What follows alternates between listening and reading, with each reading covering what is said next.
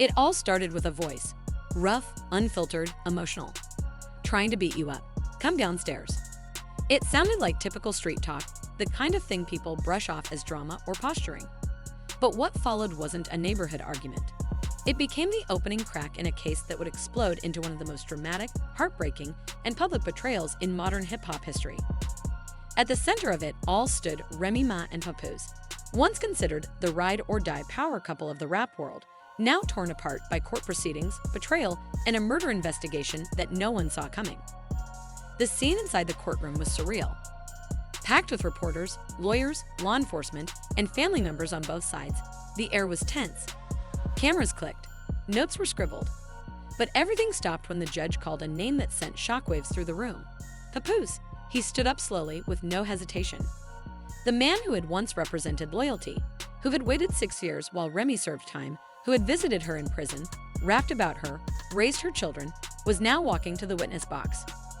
Remy Ma didn't move. She didn't blink. But her eyes followed him like a storm tracking its center. You could feel her world crumbling second by second. He didn't look her way. He didn't even falter. As he raised his right hand to take the oath, the courtroom sat in stunned silence. A line had been crossed that no one expected, and everyone watching felt it. The trial was supposed to focus on a 2021 murder in Queens, the killing of a man named Darius Gilbo. He wasn't just another name on a police report. He was a father, a small business owner, a pillar of his community. His daughter, Jasmine Dior, made sure his name never faded. She fought for justice for years, yelling into microphones, streaming raw emotions on Instagram Live, and refusing to let her father become another cold case statistic. Eventually, things began to shift. New evidence surfaced: GPS data, call logs, surveillance footage. Then came the whispers. Darius's murder wasn't random. And more disturbing still, Remy Ma's son, Jace, might be connected. What made the whispers deafening, though, was the emerging idea that Remy herself could have helped cover it up. At first, the rumors were dismissed. It seemed unthinkable. Why would a star with so much to lose get involved in something so reckless? But then the prosecution claimed they had an unlikely ally, Papoose. When he took the stand, his voice was steady, too steady. He spoke of panic the night of the murder, about Remy allegedly urging her son to stay quiet. He mentioned late-night conversations filled with fear, and he described unexplained cash movements, including one instance where Remy allegedly handed $20,000 to someone loosely tied to the case. That's when the courtroom erupted. People gasped, phones lit up. Reporters nearly jumped over each other to write it all down. Then from the back, Jasmine Dior stood up, her voice shaking with fury, and shouted, "Tell them about the burner phone." Chaos. Security rushed in. The judge screamed for order, and Remy? She just sat there, frozen, her eyes empty. What made this moment so tragic wasn't just the accusation. It was who it came from. Papoose had been her lifeline, her protector. When she was in prison, he stood by her, becoming the blueprint for Black love in hip-hop.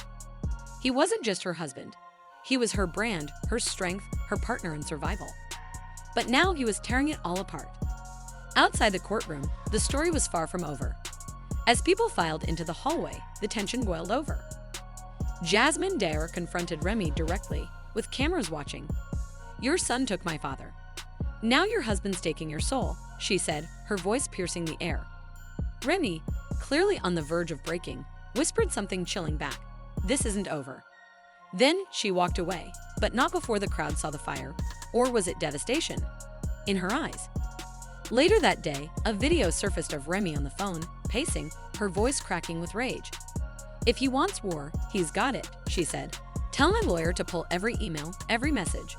No names were dropped, but nobody needed them. Everyone knew she was talking about Papoose. Then, another bombshell. A leaked voice recording, allegedly captured inside a black SUV with no plates and tinted windows. The voice, unmistakably Remy's, said, "He's not going to ruin me. Not after everything I covered up for him." And just like that, the internet exploded. Was she talking about her son? Her husband? Both? Theories flooded social media. Fans dissected every syllable. Some said she was caught up in something bigger. Others said it proved she had been orchestrating a cover-up all along.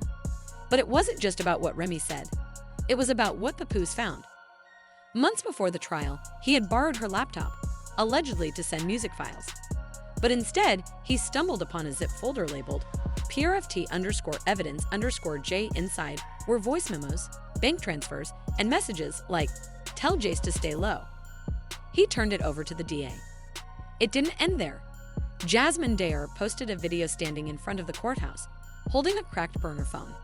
She claimed it contained voicemail proof, a distorted voice saying, "They can't trace it to Jace. He wore gloves." It sounded like Remy. But was it her? Could it be doctored?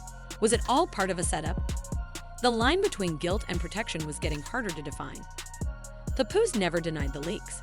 In fact, according to one of his former assistants, he handed over a hard drive labeled "Rem for You" to the DA, a move that fans called cold-blooded. Some argued he was finally done covering for her. Others believed he was protecting himself and their daughter. Then came the flowers. Jasmine received a luxury bouquet at the courthouse. The note read, "For your strength?"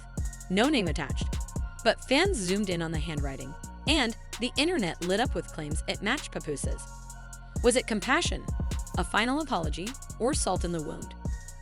Meanwhile, the industry reacted in silence and symbolism. Fat Joe tweeted, "Some wounds don't heal. I pray for all involved." No tags, no explanations, but everyone knew Nicki Minaj, never one to miss a moment, posted 2 emojis, a unicorn and a scale of justice. No caption, just shade. Fans devoured it. And behind the headlines, Remy's empire was unraveling. Her podcast was suddenly removed from streaming platforms. Her sneaker call-up was put on hold. Her new reality show, Love and Remy, mysteriously disappeared from the network's upcoming slate. It was like someone had hit delete on her entire career. Back inside court, something even stranger happened. Remy's lawyer passed a sealed envelope to the clerk, addressed in red ink, "For your eyes only." What was inside remains a mystery. But whatever it was, it caused the judge to immediately pause all witness testimony for 48 hours and call a closed-door meeting with the prosecution. Outside, protests erupted. Jasmine's supporters called for justice. Remy's fans claimed she was being railroaded, another black woman made to take the fall. And then, like a twist ripped from a Netflix series, a former producer who once worked closely with Remy posted a video. In it, he said, "I was with her the night before the murder. She was nervous.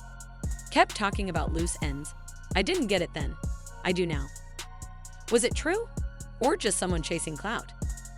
Either way, it added fuel to a fire already burning out of control.